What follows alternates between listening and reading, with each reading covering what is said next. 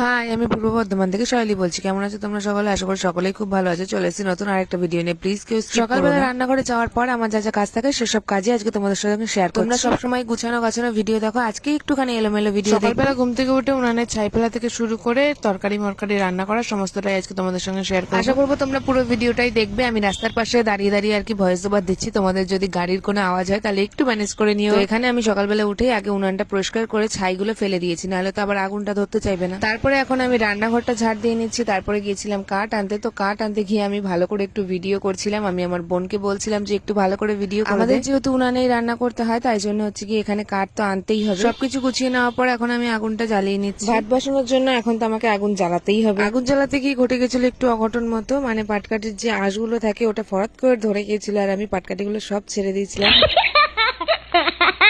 যাই হোক গাইজ, আবার সব ঠিকঠাক হয়ে গেছে, নর্মাল হয়ে গেছে। এখানে আমি আবার সবকিছু একসাথে করে নিয়েছি। ভীষণ ভয় পেয়ে গিয়েছিলাম যে কি হবে। যাই হোক গাইজ, তোমরা কিন্তু অবশ্যই জানাবে যে সকালের এই ব্লগটা তোমাদের কেমন লাগলো। জানি গাইজ তেমন একটা ভালো লাগবে না, কিন্তু তাও তোমাদের দেখতেই হবে। দেখতে হবে মানে দেখতেই হবে। তো এখানে দেখো আমি আগুনটা জ্বালিয়ে ভাত টাত বসিয়ে দিয়েছি। এখানে আমি জল দিয়ে দিচ্ছি হাঁড়িতে। আর চাল দেওয়ার ক্লিপটা আমি নিতে ভুলে গেছিলাম গাইজ, কারণ তোমরা আমার ভিডিও দেখছো, কিছু ভুল হবে না, এটা তো হতেই পারে না। কিছু তো ভুল হতেই হবে, নাহলে কি আর আমার ভিডিও হয়। যাই হোক, এখানে দেখো আমি গরম জল দিয়ে আর কি ডালের ভিতরে দিয়ে দিচ্ছি, মানে এখানে ডালটা আর কি সিদ্ধ দেবো। যাই হোক, গুছিয়ে কথা বলতে পারছি না। যাই হোক গাইজ, একটু তুতলে পুতলে যাচ্ছি, একটু ম্যানেজ করে নেবে। আরে হ্যাঁ হ্যাঁ, তোমাকেই বলছি, প্লিজ প্লিজ কমেন্ট বক্স তো তোমাদের জন্যই খোলা আছে। প্লিজ একটু কমেন্ট করো। আর লাইকের ইয়েটা কি তোমাদের হাতে পড়ে না গো? একটুখানি লাইক করতে পারো, লাইক কমেন্ট শেয়ার করবে তা না, একটুখানি লাইক কমেন্ট শেয়ার করলে তো আমারও উৎসাহ বাড়ে। ঠিক আছে গাইজ, জোকস অ্যাপার্ট, এগুলো আবার কেউ মাইন্ডে নিয়ে নিও না। যাই হোক, এখানে দেখো আমার ভাতটা নামানো হয়ে গেছে। এখন আমি ডাল আর কি ডাল রান্না করব। তার জন্য এখানে ডালের বোতলটা আর কি, বোতল না এটাকে কৌটো কৌটো বলে, তো কৌটোটাকে এখন খুলে নিচ্ছি। রান্না করলেই হয়, কত যে ছ্যাঁকা পোড়া খেতে হয় গাইজ, যারা রান্না করে তারাই জানে। আসলে সকালে এরকম ব্লগ আমি